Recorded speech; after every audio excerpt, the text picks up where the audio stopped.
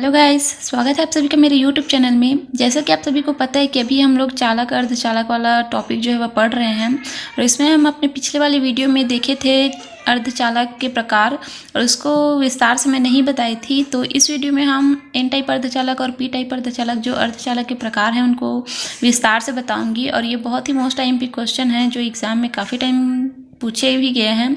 तो आइए शुरू करते हैं। सबसे पहला इसका प्रकार है एन टाइप अर्धचालक। तो देखते हैं एन टाइप अर्धचालक क्या होते हैं। जब जर्मेनियम के शुद्ध क्रिस्टल में पंच संयोजी परमाणु जैसे आर्सेनिक, सेप्टेनियम या फास्फोरस आदि की अशुद्धि मिलाई जाती है तो प्राप्त अर्धचालक एन टाइप अर्धचालक कहलाता है।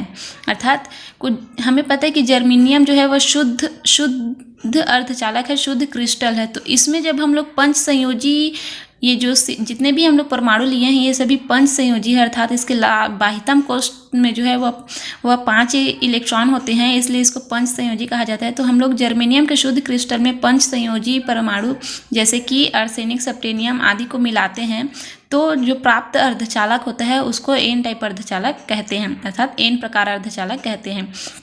तो आइए हम लोग इसका जो है संरचना वगैरह पढ़ते हैं, इसमें ऊर्जा स्तर देखते हैं किस प्रकार से बनेगा।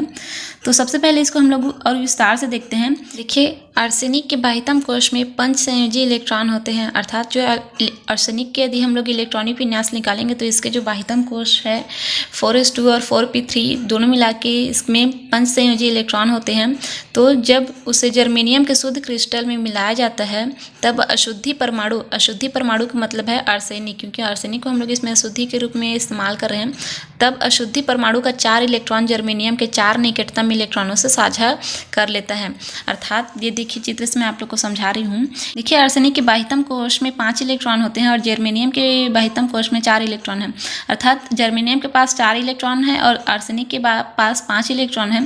तो ये आर्सेनिक के जो 5 में से 4 इलेक्ट्रॉन रहेंगे वो जर्मेनियम के 4 इलेक्ट्रॉन के साथ मिलकर सहसंयोजक बंध बना लेंगे, इसके साथ साझा कर लेंगे और इसका जो एक इलेक्ट्रॉन है वह बाहर निकल जाता है। ये देखिए जो मुक्त इलेक्ट्रॉन के रूप में बचता है, इस पूरे श्रृंखला के बीच में इलेक्ट्रॉनों को साझा सहबंधन कर लेता है तथा एक इलेक्ट्रॉन शेष रह जाता है जो विद्युत वाहक होता है। इस शेष इलेक्ट्रॉन को नाभिक से मुक्त कराने के लिए बहुत कम ऊर्जा की आवश्यकता होती है जो कमरे के ताप पर मिल जाती है। इस तरह एन टाइप अर्धचालक को दाता अर्धचालक भी कहते हैं। इस मुक्त इलेक्ट्रॉन को नाभिक से मुक्त कराने के लिए बहुत ही कम ऊर्जा की आवश्यकता होती है जो कि आसानी से कमरे के ताप पर प्राप्त हो जाती है।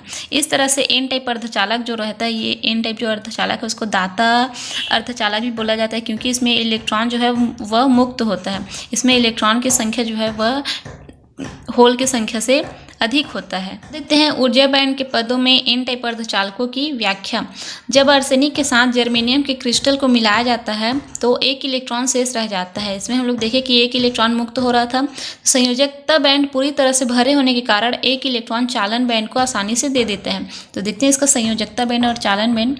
ये देखिए, यह है चालन बैंड, ये जो ऊपर का दिख रहा है ये, और यह है संयोजी बैंड और इसके बीच में रहता है एक फर्मी स्तर।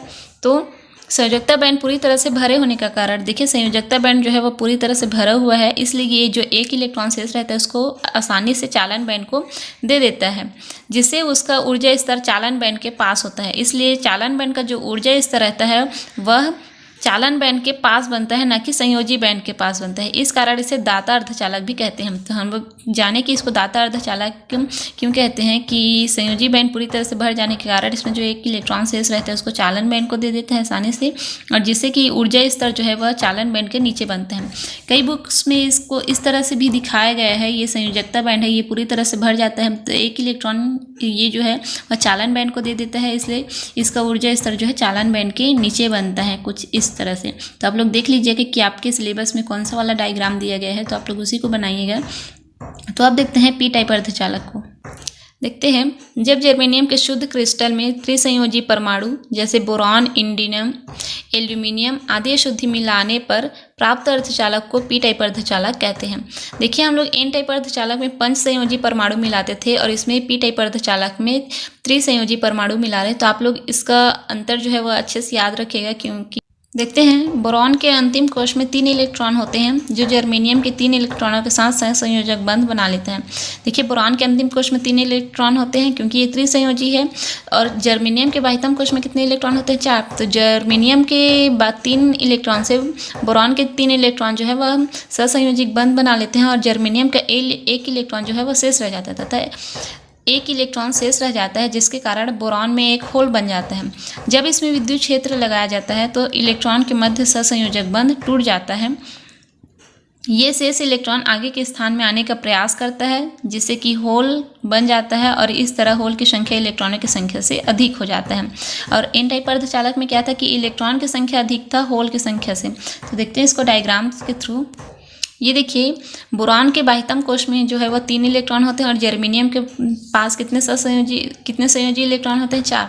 तो ये इसके जो 4 इलेक्ट्रॉन में से 3 इलेक्ट्रॉन के साथ बोरॉन जो है वह सहसंयोजक बंध बना लेता है और इसका जो एक इलेक्ट्रॉन शेष बन रह जाता है जिससे कि बोरॉन में जो है एक होल उत्पन्न हो जाता है। जब इस पूरे प्रक्रिया में हम लोग विद्युत क्षेत्र लगाते हैं तो बोरॉन और जर्मेनियम के बीच का जो सहसंयोजक बंध है वो टूट जाता है। बंध टूटने के कारण ये जो इलेक्ट्रॉन शेष रहता है वह आगे के स्थान में जाने का प्रयास करता है जिससे कि यहाँ पास एक होल उत्पन्न हो जाता है और इस तरह से इसमें होल की संख्या जो है वह अधिक हो जाती है। और एन टाइप अर्धचालक में क्या था कि उसमें इलेक्ट्रॉन की संख्या अधिक हो जाती है क्योंकि उसमें इलेक्ट्रॉन जो है वह मुक्त होता था, इसमें होल की संख्या अधिक होती है। अब देखते हैं आगे ऊर्जा बैंड के पदों में पी टाइप अर्धचालक की व्याख्या देखते हैं। इस प्रकार के अर्धचालकों में ऊर्जा स्तर संयोजकता बैंड के ऊपर होता है और एन टाइप अर्धचालक में क्या था कि ऊर्जा स्तर जो था वह चालन बैंड के नीचे होता था और इसमें पी टाइप अर्धचालक में संयोजी बैंड के ऊपर रहेगा। ये देखिए ये है चालन बैंड और ये है संयोजी बैंड और ये जो इसका बीच का जो रहता है वह फर्मी स्तर और ये देखिए ऊर्जा स्तर जो है वह संयोजी बैंड के ऊपर स्थापित है। यहाँ पास कई बुक में इस तरह से भी दिया गया है इसको, तो देख लीजिएगा आपके बुक्स में क्या है। इसको हम लोग दोनों डायग्राम के थ्रू लिख सकते हैं, इसमें से कोई भी आप डायग्राम को बनाएंगे तो वो दोनों ही ठीक रहेगा।